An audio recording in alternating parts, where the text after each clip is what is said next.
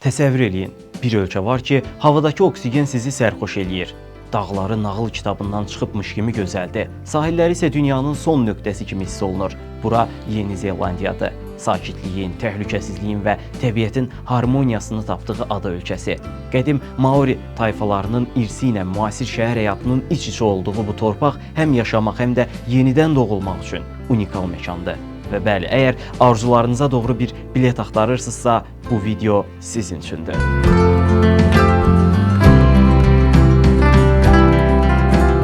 Şübhəsiz ki, Yeni Zelandiya dünyanın ən çox oksigenli ölkələrindən biridir. Ada ölkəsi olan bu dövlətin ərazisi düz 268 min kvadrat kilometrdir. Ölkəni cəlbedici edən əsas məqam isə bənzərsiz dərəcədə gözəl dağlara, geniş vadilərə və göllərə sahib olmasıdır.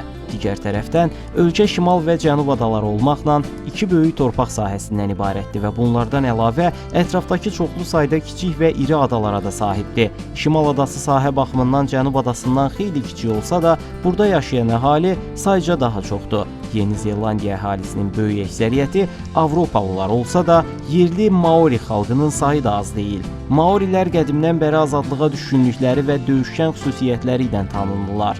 Hətta keçmişdə döyüşə gedərkən bədənlərini ağ rəngə boyuyurdular və aclıqdan əziyyət çəkdikləri zaman insan əti də yeyirdilər. Bu səbəbdən Maorilər bu gün də dünyada nəsli davam edən ən barbar tayfalardan biri hesab olunurlar.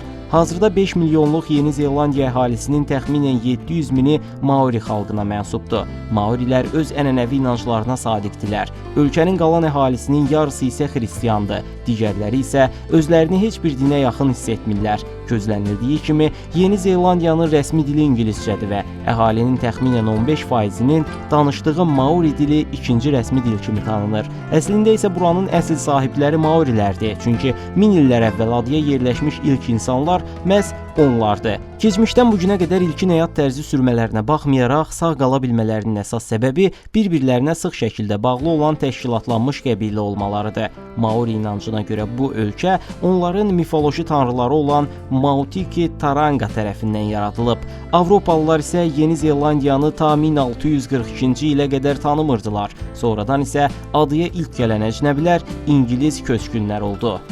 Bugün Yeni Zelandiya Avropa İttifaqına üzv deyil, lakin İngilis Millətlər Birliyinə daxildir. Schengen anlaşmasına malik olsa da, ora getmək üçün viza almaq mütləqdir. Məsələn, əgər 18-30 yaş arasındasınızsa, Working Holiday vizası üçün müraciət edə bilərsiniz. Bu vizanın müddəti 1 ildir və əgər almağa layiq görülürsünüzsə, Yeni Zelandiyanın qapıları üzünüzə açılır. Təbii ki, bu vizanı almaq o qədər də asan deyil. Müəyyən kvota olur və bu səbəbdən kifayət qədər yetkin və hazırlıqlı olmalısınız. Ölkənin paytaxtı Wellington isə dünyanın ən cənubunda yerləşir. Yeni Zelandiyaya gedənlər adətən bu şəhərə baş çəkirlər. Bununla yanaşı, Auckland şəhəri də ölkənin ən yaşanması və göz bəbəyi kimi tanınır. Pul vahidi olaraq Yeni Zelandiya dolları istifadə olunur. Əmək haqqı saatlıq hesablanır. Ölkə inkişaf üçün açıq olduğuna görə inşaat, logistika, xidmət və mühəndislik sahələrində yaxşı imkanları mövcuddur. Bu mərhələdə etməli olduğunuz ən vacib şey beynəlxalq səviyyədə tanınan IELTS və TOEFL kimi dil imtahanlarında uğurlu nəticə göstərməkdir. Əgər bu uğuru əldə edirsinizsə, Yeni Zelandiya səfirliklərinə iş və yaşayış icazəsi üçün müraciət edə bilərsiniz. Açığı desək, Yeni Zelandiyada yaxşı bir həyat sürmək üçün çox yüksək ixtisasa və möhtəşəm bir peşəyə sahib olmağa ehtiyac yoxdur. Etməli olduğunuz tək şey dil imtahanını keçmək və viza almaqdır. Yeni Zelandiyada ev kirayələri isə əksər hallarda həftəlik hesablanır. Məsələn, 2 və ya 3 otaqlı bir evin həftəlik kirayəsi 500 ilə 700 Yeni Zelandiya dolları arasında dəyişir. Bu da ayda təxminən 2500-3000 Yeni Zelandiya dolları kirayə haqqı deməkdir. Deməli, sığortalı tam ştatda çalışan bir şəxs maaşının yarısını kirayəyə verir. Əlbəttə, ailəli insanlar əgər həm ər, həm arvad işləyirsə, iki maaşla çox rahat və komfortlu həyat yaşaya bilirlər. Bu təkcə Yeni Zelandiyada yox, Avropada və digər bir çox ölkədə də belədir. Bir maaşla əsas ehtiyaclar qarşılanır, digər maaşla istirahət, alış-veriş və ya gəzintilər olur. Bütün dünya ölkələri Yeni Zelandiya ilə yaxşı münasibətdədirlər. Coğrafi uzaqlıq səbəbi ilə maraq toqquşması yaşanmır. Buna görə də Yeni Zelandiya pasportu dünyanın ən güclü 5 pasportundan biridir.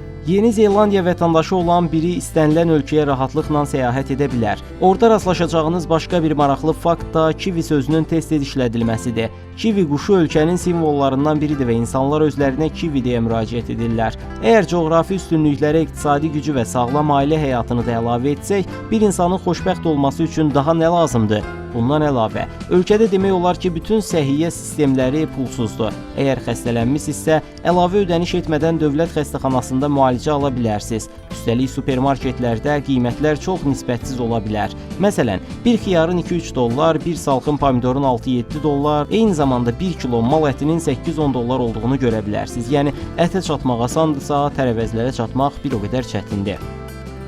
Yeni Zelandiyada kənd təsərrüfatı olsa da, ithal olunan meyvə və tərəvəzlərin qiymətləri çox baha olur. Nəticə etibarilə Yeni Zelandiya açıq məkanları, təbiəti, sakitliyi sevən, təmiz çimərliklərdə xoşbəxt həyat yaşamaq istəyən, cinayət səviyyəsi aşağı, siyasi gündəmdən uzaq olmaq istəyən insanlar üçün sanki kainatın başqa bir güşəsindəki alternativ planet kimidir. Amma eyni zamanda qlobal dünyaya uzaqlığı səbəbilə müasir həyat imkanlarını əldə etmək daha çətin və baha başa gəlir. Bu səbəbdən Yeni Zelandiyada yaşamaq istəyən biri bu həyata uyğunlaşmaq üçün uzun müddət səbr və səy göstərməlidir.